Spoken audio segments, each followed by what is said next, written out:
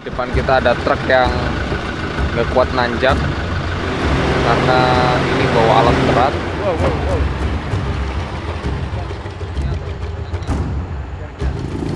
Jadi sekarang kita akan menuju Desa Batu Tulis dan akses tercepat untuk sampai ke desa sana adalah menggunakan perahu.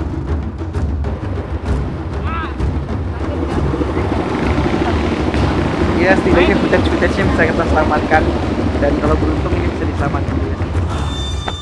Hormat! Rak! Oke, selamat pagi. Jadi hari ini saya akan melakukan perjalanan jauh lagi. Seperti biasa kita packing dulu, bawa perlengkapan pribadi, kemudian alat-alat kamera. Saya bawa 2 kamera, bawa 3 lensa, 2470, 50 mili, 70-200, dan juga bawa ekstra baterai. Itu wajib karena kita akan belusukan ke pedalaman. Dan yang gak kalah penting adalah kita harus bawa body care, sunscreen, terus parfum, terus sabun muka, terus minyak rambut, pomade, semuanya dari KAF dalam satu paket biar enak, tinggal masukin tas, kalau mau dipakai tinggal diambil. Dan dari Soreang saya langsung menggunakan travel menuju Kota Bandung, langsung lanjut travel lagi dari Kota Bandung menuju ke Bandara Soekarno-Hatta. Kita akan bertemu dengan kawan-kawan yang lainnya di Bandara Soekarno-Hatta. Ada baiknya juga sebelum berangkat kita berdoa menurut agama dan kepercayaan masing-masing agar kita selalu diberi kesehatan, keselamatan, dan dimudahkan segala sesuatunya. Saya Enggar siap melayani Bapak Ibu. Selamat menikmati perjalanan. Terima kasih.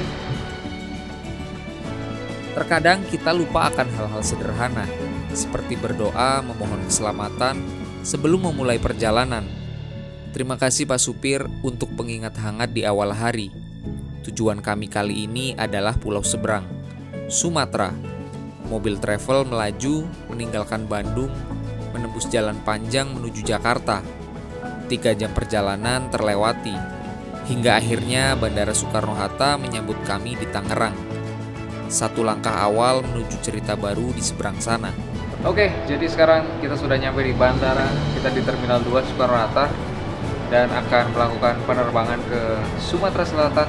Dan di sini kita bertemu dengan beberapa kawan-kawan dari tim sahabat pedalaman dan juga tim dari KAF juga Paragon. Dan ada satu teman kita juga, seorang konten kreator dari Pulau Seberang. Ada yang bisa nebak siapa? Pokoknya kalau aku udah jalan bareng sama dia, kira-kira kita bakal ngapain dan bakal kemana. Let's go. Perjalanan kali ini saya nggak sendirian. Akhirnya ketemu juga sama Andrew Kalawait, sosok inspiratif dari Kalimantan yang udah lama saya kenal melalui sosial media. Dan sekarang benar-benar bisa jalan bareng di ekspedisi ini, bareng kawan-kawan dari KAF, Paragon, dan sahabat pedalaman. Akhirnya ketemu juga ini. Kalau aku udah bareng Andrew, kira-kira kita mau kemana nih? Kalimantan dong. Kalimantan ya? Kelana Bentara Kalimantan ditunggu. Karena lusa itu kita pagi tuh harus sudah jalan dari lokasi. Kan kita nginep tuh semalam di sana. Oh, udah Jembatan sana. Ya, di dekat situ lah lokasi. Nah, lusanya tuh pagi kita harus sudah jalan karena takutnya kan telat siangan gitu ya. Kami melangkah bersama, merayakan kebahagiaan di momen spesial ini. Tujuan kita, Sumatera Selatan, tempat di mana cerita dan harapan baru dimulai. Ladies and gentlemen, in a few minutes we shall be landing at Silampari di airport of Lubuk Linggau. Akibat pesawat delay ditambah cuaca yang kurang bersahabat, kami mendarat agak terlambat di Bandara Silampari, Lubuk Linggau. Akhirnya ini jam 4:30 sore.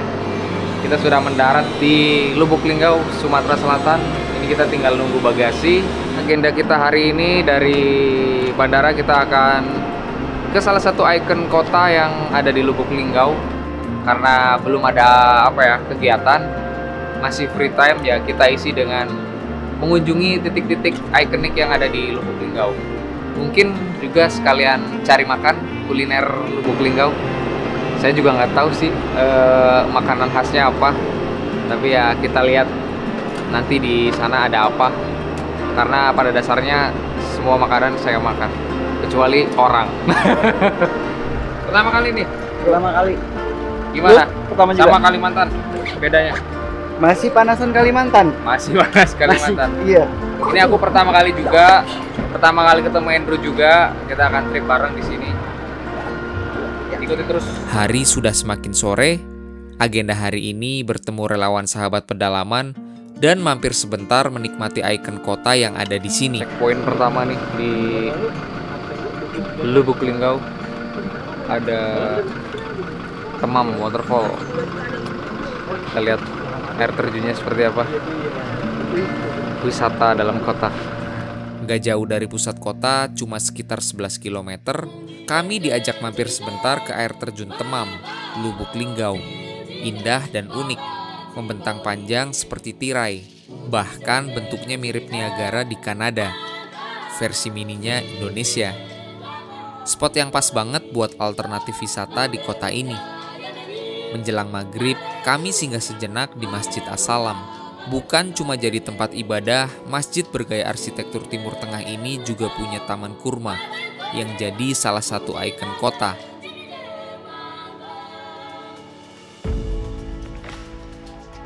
Sumatera Selatan, rasa Jawa Barat. Malam ini kami makan malam dengan menu masakan Sunda. Rasanya kayak sedang di rumah. Jauh-jauh ke Sumatera pakai pesawat. Mengking lagi. Berasa di Bandung. Mantap, ada di mana-mana. Bro, pernah makan masakan Sunda nggak? Kayak karedok. Mungkin aku pernah tapi nggak tahu namanya. Waktu di Bandung makan apa? Pernah ke Bandung kan? Pernah sekali aja. Biasanya kalau masakan Sunda tuh ayam goreng, karedok, terus Nanti lah ajakin di Bandung. ayo gas. Wah, ini nih mantep nih, bro. Ini karedok, ini Sunda. Enggak. Harus coba, enak. Pedas. Pedas, suka pedas nggak? Suka. Ini Asal nggak gila sih pedas. Enggak, ini masih aman nih kalau mau coba. Salad Sunda. Salad Sunda ini. Emang nggak salah, Mang Engking. Sambil menikmati hidangan, kami juga ngobrolin rencana kegiatan besok. Ternyata desa terpencil yang akan kami kunjungi masih harus ditempuh 4-5 jam lagi dari kota Lubuk Linggau. Perjalanan masih panjang, tapi justru disitulah serunya. Kita sampai juga di penginapan. Mari kita turu. Berapa? Aku 15. 16 sudah. Selamat beristirahat. Bro. Ini pertama kalinya saya ke Lubuk Linggau dan hampir semua teman-teman yang bersama rombongan, tadi Andrew, terus teman-teman dari Paragon juga rata-rata baru pertama kali sampai ke Lubuk Linggau, karena dulu waktu saya overland ke Sumatera kita tidak lewat jalur lintas tengah ini, Lubuk Linggau, jadi tidak tahu sama sekali gimana Lubuk Linggau. Dan hari ini akhirnya saya mendapat kesempatan untuk mengunjungi langsung daerah yang ada di Sumatera Selatan ini. Pagi buta, subuh membangunkan kami. Saatnya bersiap untuk perjalanan panjang. Tubuh harus segar, wangi, dan pastinya fit. Dalam perjalanan seperti ini, energi pagi adalah bekal wajib, supaya langkah tetap kuat dan cerita terus mengalir sampai tujuan. Oke, selamat pagi. Hari kedua di Lubuk Linggau. Kita akan menuju pedalaman di Sumatera Selatan, di daerah Lubuk Linggau. Kita akan mulai berkegiatan.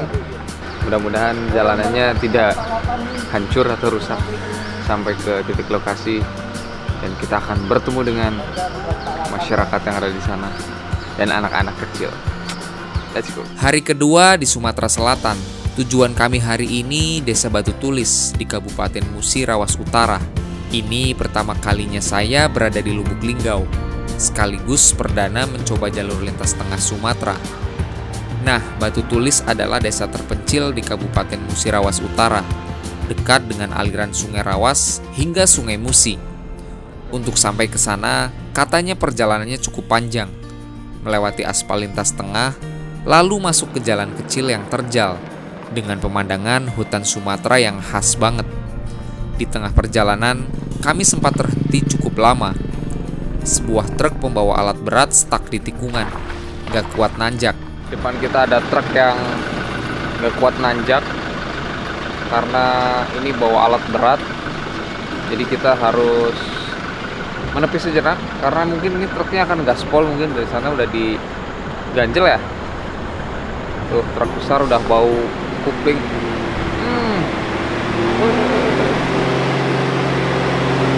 Wow.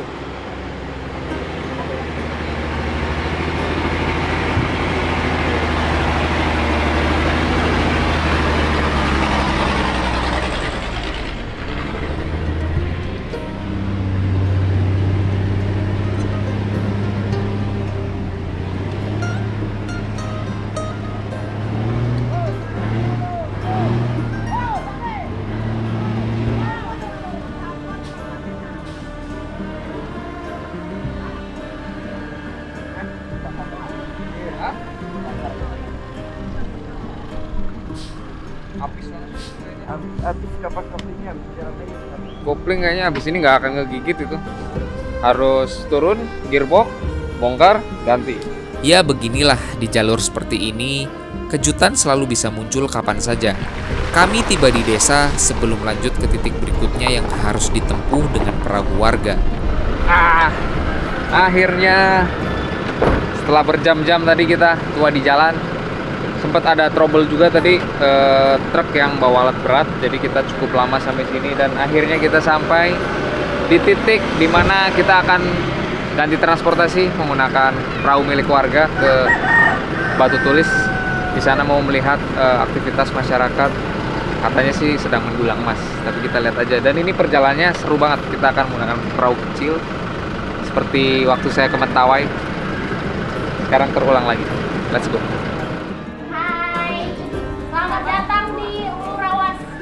Sembari menunggu perahu disiapkan, saya dan Andrew memanfaatkan waktu untuk ambil suasana desa dengan kamera udara. Terlalu asik bermanuver di langit, tiba-tiba drone Andrew menabrak ranting pohon. Di layar terlihat sempat jatuh dan sepertinya masuk ke sungai. Sekejap, warga sekitar langsung bergerak ramai-ramai membantu mencari di lokasi terakhir terlihat. Semoga cepat ditemukan, karena perjalanan ini baru saja dimulai dan drone sudah lenyap. Aduh guys, baru nyampe kita di destinasi pertama, tapi ada musibah. Drone Andrew tadi habis ngambil aerial sungai ini, ternyata crash dan hanyut. Tapi masih dicari warga, mudah-mudahan ketemu ya. Tolong doakan karena ini baru dimulai perjalanannya. Masih banyak titik-titik yang belum kita singgahi. Mohon doanya teman-teman. Hari sudah semakin sore, tapi keberuntungan ternyata masih berpihak kepada Andrew. Tepat sebelum kami melanjutkan perjalanan dengan perahu, seorang warga datang membawa kabar baik. Drone yang hilang akhirnya ditemukan.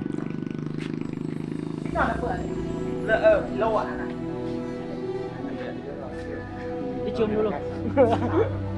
Bener kan itu drone-nya? Iya dong. Gimana Andrew?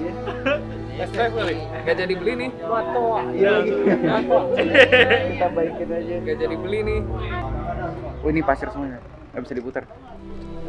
Iya langsung mati. Pasir ya. Iya setidaknya footage-nya bisa kita selamatkan. Dan kalau beruntung ini bisa diselamatin juga sih. Bisa. Bisa lah sih. Dalam sebuah perjalanan gak melulu soal destinasi.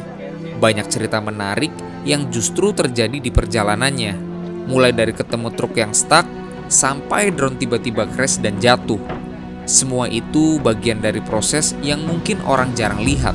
Tanpa buang waktu, yuk kita lanjut berangkat. Oke, kita sekarang sudah berada di perahu warga nih. Rame-rame kita akan menuju ke Batu Tulis. Dan ini sudah jam 5 sore. Kita mau lihat aktivitas warga yang mau mendulang emas, yang nangkap ikan, mudah-mudahan ada. Dan masih banyak aktivitas lagi yang lainnya. Kurang lebih ke sana sekitar 30 menitan pakai perahu ini. Seru banget. Jadi sekarang kita akan menuju desa Batu Tulis dan akses tercepat untuk sampai ke desa sana adalah menggunakan perahu. Desa Batu Tulis, desa di tepian Sungai Rawas, berdiri tenang seakan ikut bernafas mengikuti aliran air yang tak pernah berhenti. Ada dua cara menuju ke sana, jalur darat dengan motor atau jalur sungai dengan perahu warga. Karena hari sudah larut sore dan waktu terbatas, kami memutuskan untuk naik perahu warga. Susur sungai ini jadi momen seru tersendiri. Di antara hutan lebat, perahu melaju pelan, kadang nyangkut karena air dangkal. Sesekali kami harus turun untuk bantu angkat dan juga dorong.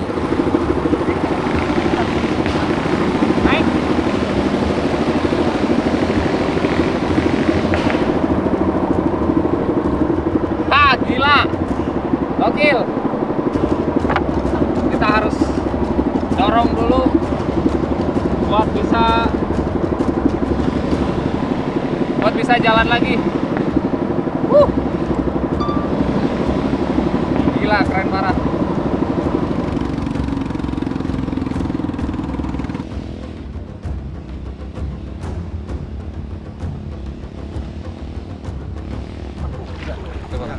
Pakunya patah.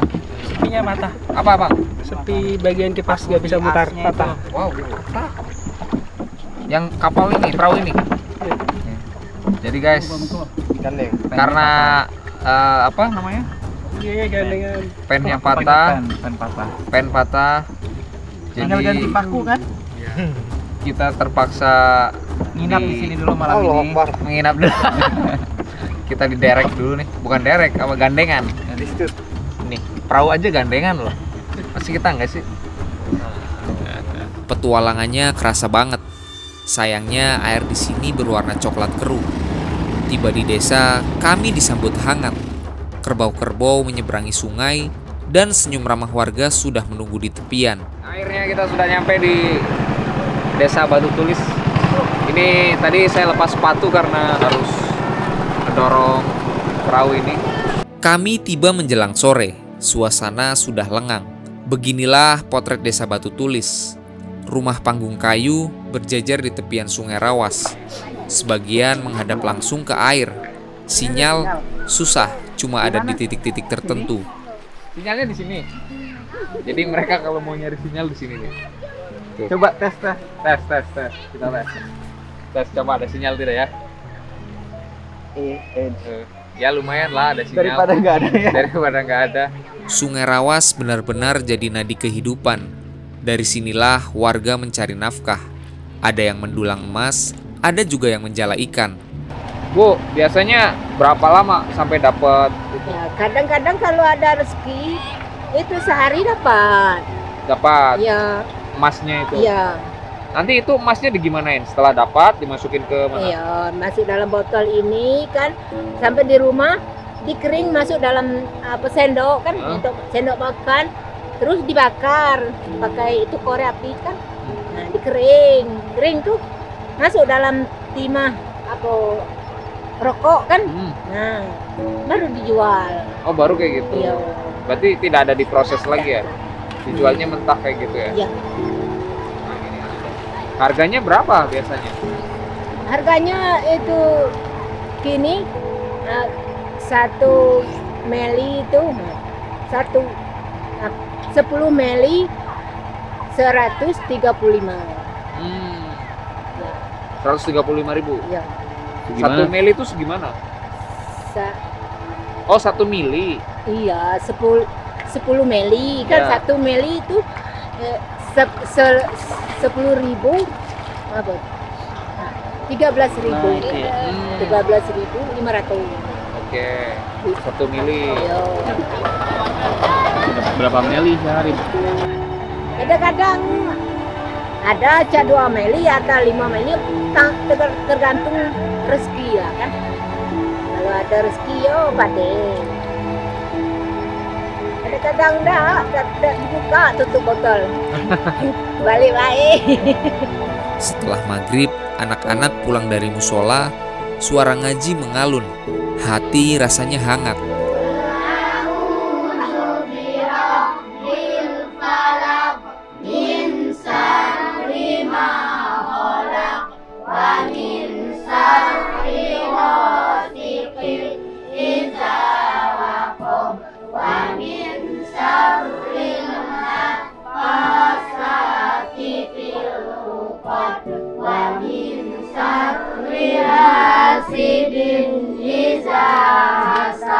Malamnya perjalanan lanjut ke Desa Napalicin untuk bermalam.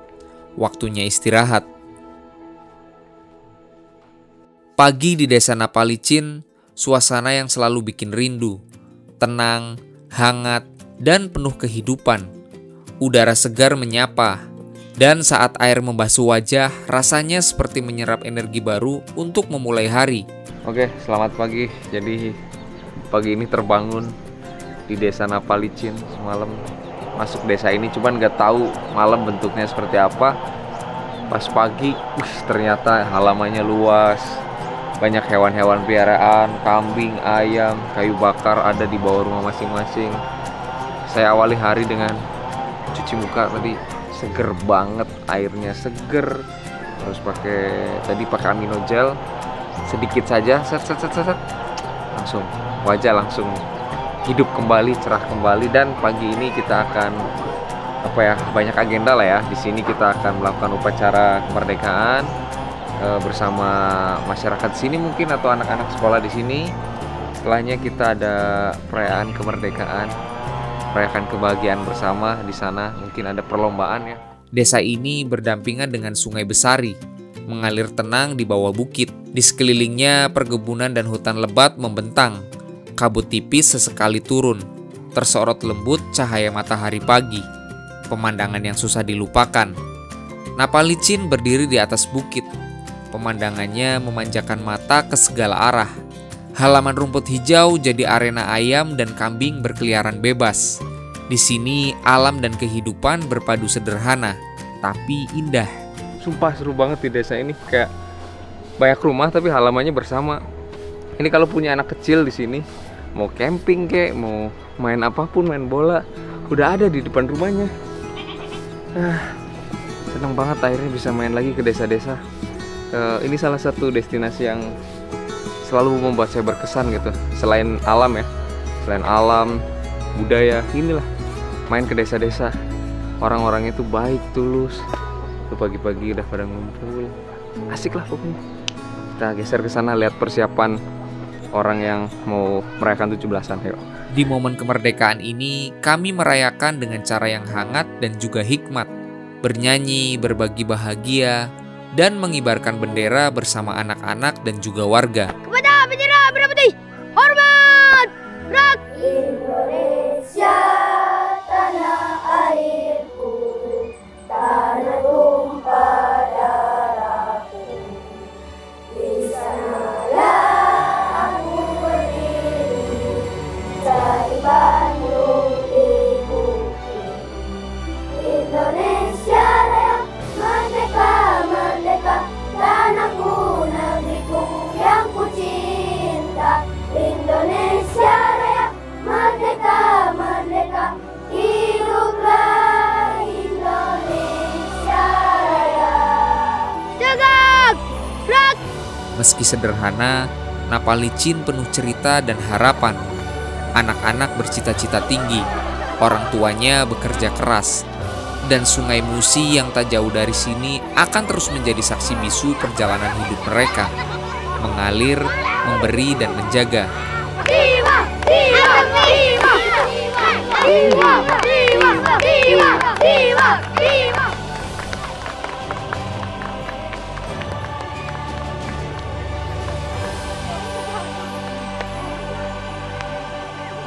Ada satu momen yang kita tunggu nanti di desa Muara Kuis yang masuk dalam kawasan Kabupaten Musi Rawas Utara.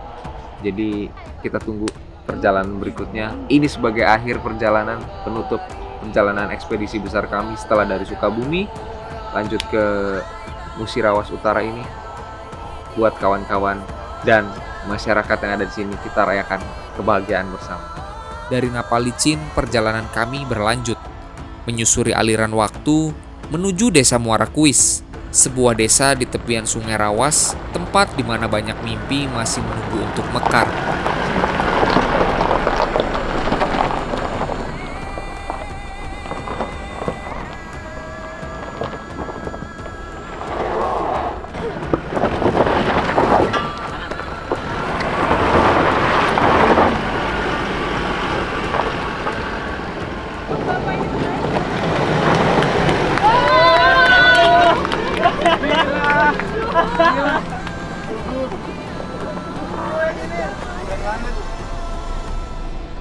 Dari sekian banyak perjalanan yang pernah saya lalui, selalu ada satu benang merah.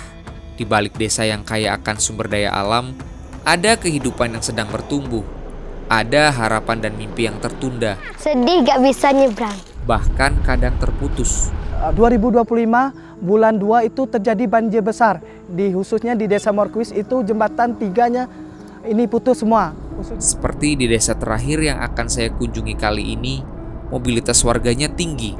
Petani, pekebun, dan anak-anak sekolah semua harus rutin bolak-balik. Banjir bandang di kota Lubuk Linggau menghantam 5 kelurahan. Tapi sejak banjir besar melanda, Sungai Rawas meluap dan meruntuhkan jembatan.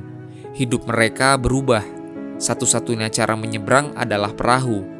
Jadi selama jembatan itu putus, warga di lingkungan sekitar atau tetangga untuk melewati jembatan ini itu tidak bisa lagi. Jadi jalan alternatifnya mereka menggunakan perahu. Sekali nyebrang itu 5.000. Berarti kalau PP-nya pulang pergi berarti 10.000, Pak.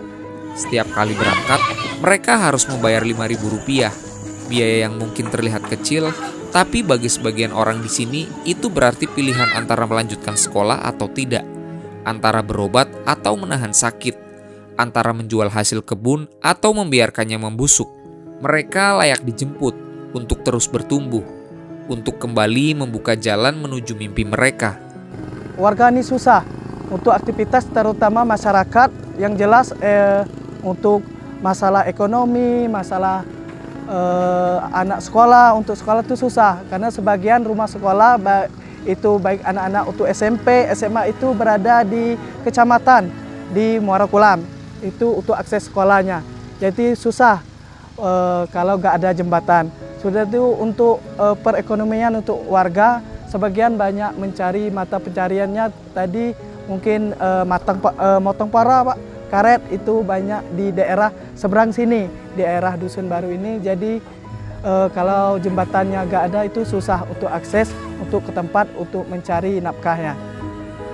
Tak lama setelah perjalanan panjang, kami tiba di desa tepian sungai Muara Kuis. Dari kejauhan terdengar riuh suara tawa dan percakapan. Di tepi sungai, warga berkumpul. Anak-anak sekolah berseragam merah putih berlarian. Suasana begitu semarak menyambut kemerdekaan Indonesia. Wajah-wajah ceria itu selalu berhasil membuat saya merinding. Senyum yang lahir dari rasa syukur setelah sekian lama mereka berjuang. Waktu kami pas ada konfirmasi dari tim Persahabat Pedalaman untuk mendirikan jembatan berkap ini dari Paragon, itu masyarakat itu luar biasa, responnya sangat antusias, baik itu dalam penyambutannya, sudah itu waktu peresmiannya. Sangat luar biasa respon masyarakat. Akhirnya harapan itu kembali ada. Alam semesta bekerja dengan caranya sendiri, dan di dalamnya ada sekumpulan orang baik, sahabat pedalaman bersama KAF dan Paragon yang dengan kemurahan hati membantu menyambungkan harapan yang sempat tertunda. Ini jembatan cukup krusial sebetulnya buat masyarakat gitu. Bahkan kami melihat juga ketika jembatannya itu sudah rusak, itu mereka masih lewat gitu ya, dengan cara bergelantungan gitu. Itu kan sangat-sangat berbahaya dan agak ngeri-ngeri juga ya kalau misalkan jatuh gitu kan. Tapi ya karena memang itu kebutuhan, karena memang masyarakat membutuhkan akses untuk menuju ke kota, ke sekolah, ke puskesmas atau fasilitas kesehatan terdekat, jadi itu yang mereka pilih gitu ya. Mereka rela mempertaruhkan nyawa demi bisa ke kota, seperti itu. Nama program di sini itu namanya adalah Jembatan Berkaf, di mana Jembatan Berkaf ini adalah implementasi dari campaign besar kita yang namanya KAF Forward, di mana secara turunannya itu KAF Forward ada namanya langkah berdampak. Dari langkah berdampak tersebut, kita langsung mengimplementasikan dalam bentuk sebuah jembatan. Sebuah jembatan sederhana, namun bermakna besar. Saya sangat bahagia karena jembatan ini sudah dibangun dan saya bisa bermain sama teman-teman, nyebrang sana-sini untuk melihat orang main voli. Kami sangat bersyukur dan terima kasih kepada Yayasan Sahabat Pedalaman yang mensupportnya adalah angka berdampak, ya, Jembatan Berkafi. Kami menamainya Jembatan Berkaf, membentang lebih dari 100 meter di atas Sungai Rawas. Mungkin kalau untuk manusia, kami sebagai manusia ini hanya cukup mengucapkan terima kasih, beri terima kasih. Semoga Tuhan yang membalasnya, baik itu perbuatan baik dari tim Paragon maupun dari sahabat pedalaman. Acara peresmian Jembatan Berkah Paragon akan dimulai. 1, 2, 3.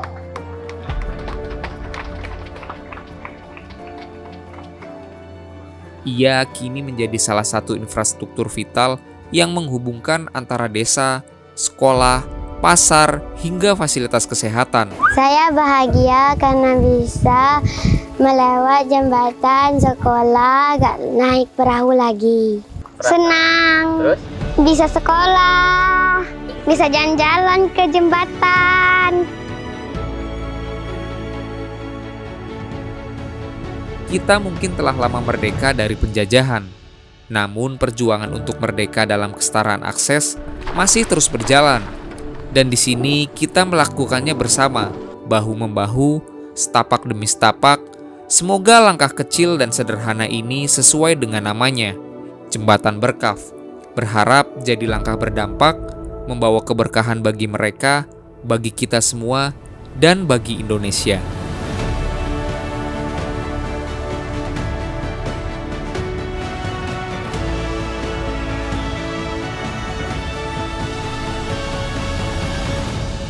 Sampai bertemu lagi di ekspedisi-ekspedisi berikutnya bareng saya dan mungkin sahabat pedalaman dan juga tim KAF ke desa-desa lain yang mungkin bisa kami bantu lagi. Terima kasih sudah mengikuti perjalanan kita di Lubuk Linggau. Ini sangat menyenangkan. Sungainya besar dan di sini konon banyak ikannya juga. Sampai bertemu lagi.